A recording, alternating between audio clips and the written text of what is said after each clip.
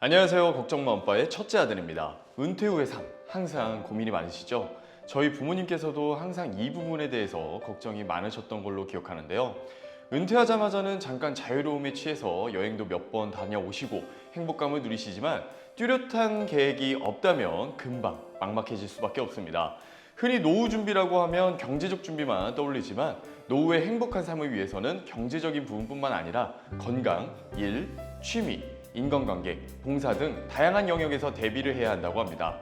가령 돈이 정말 많아도 가족관계나 건강이 안 좋아서 홀로 병원 신세를 져야 한다면 누구보다도 우울한 노후가 될 수 있을 것이라고 생각합니다. 따라서 노후 준비를 꼭 경제적 분야만 생각하시는 것이 아니라 건강, 심리까지 잘 보살필 수 있도록 준비해야 할 것입니다. 그래서 이번 영상에서는 우리 엄빠님들께서 돈이 많이 들지 않으면서 시간, 장소의 구애를 덜 받을 수 있는 취미생활 3위부터 1위까지를 소개해 드리려고 합니다. 우리 엄빠님들을 위해 엄선해서 선정한 만큼 영상 끝까지 시청하셔서 취미생활 1위가 뭔지 꼭 확인하시면 좋을 것 같습니다. 그럼 지금부터 걱정마 엄빠 시작합니다. 시니어 취미생활하면 가장 먼저 생각나는 것은 사실 골프입니다. 그런데 골프는 그리 추천하는 취미 활동은 되지 못할 것 같습니다. 이유는 아직도 골프는 돈이 많이 들어가는 운동이기 때문입니다. 라운딩에 골프 레슨비에 골프 장비까지 대중화되었다고는 하지만 많은 엄빠님들에게는 진입 장벽이 있는 것이 사실입니다. 그래서 오늘 말씀드리고자 하는 취미생활은 가능하면 부담스럽지 않은 선에서 그리고 돈이 많이 들지 않으면서 내가 사는 곳 근처에서 언제든지 즐길 수 있는 취미로 선정하였습니다. 자, 그럼 걱정마 엄빠가 뽑은 시니어 추천 취미 3위는 무엇일까요? 바로 작물 심기입니다. 베란다를 이용하셔도 좋고요. 요즘은 주말 농장 같은 시스템도 잘 되어 있거든요. 고추나 상추, 방울토마토 같은 쉬운 작물부터 시작해 보시면 좋을 텐데요.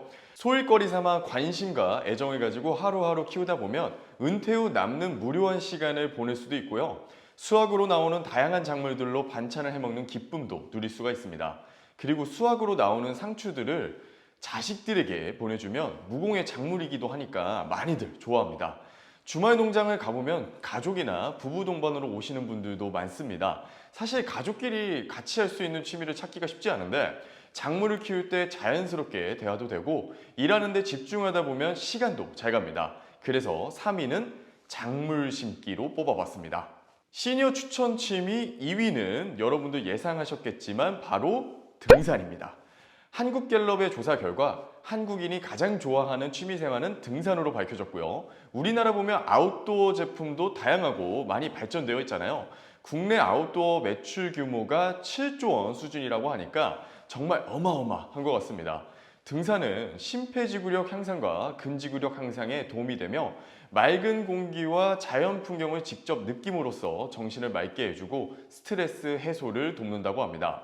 특히 시니어들의 우울증을 예방해준다고도 알려져 있죠. 다만 단점이라고 한다면 하산을 하는 과정에서 무릎 관절이 체중과 배낭의 무게를 지탱하며 내려오기 때문에 관절에 무리가 갈 수 있고 가끔 발을 헛디뎌서 부상을 입을 수도 있습니다.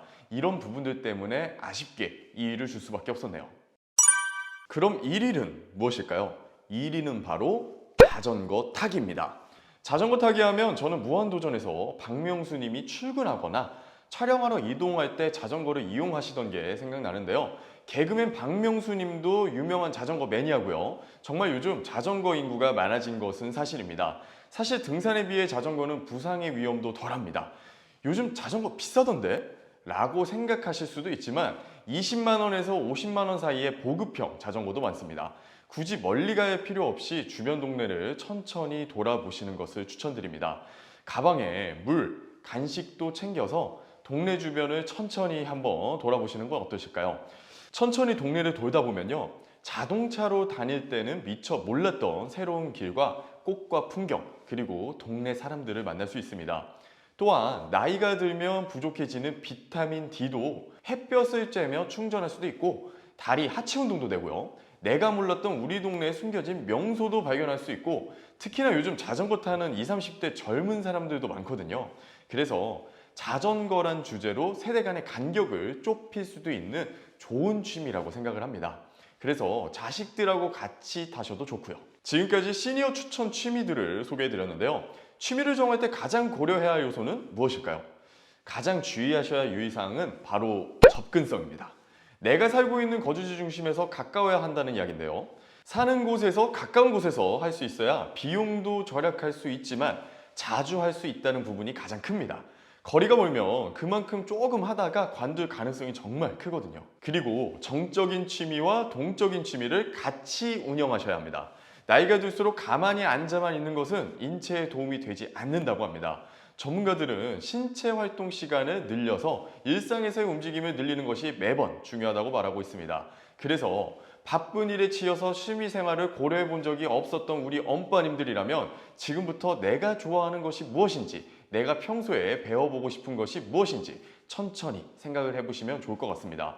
우리나라 사람들이 참 근면성실하잖아요. 그래서 내가 무슨 일을 할지는 항상 고민을 하지만 어떻게 놀지는 고민하지 못하는 게 현실이라고 합니다. 그래서 오늘부터라도 어떤 취미 생활을 가지면 좋을지 고민해 보시는 것 정말 의미가 있을 것 같습니다. 자, 오늘 내용이 도움이 되셨나요? 도움이 되셨다면 채널에 큰 힘이 되는 구독, 좋아요, 알림 설정 꼭 부탁드리겠습니다. 감사합니다.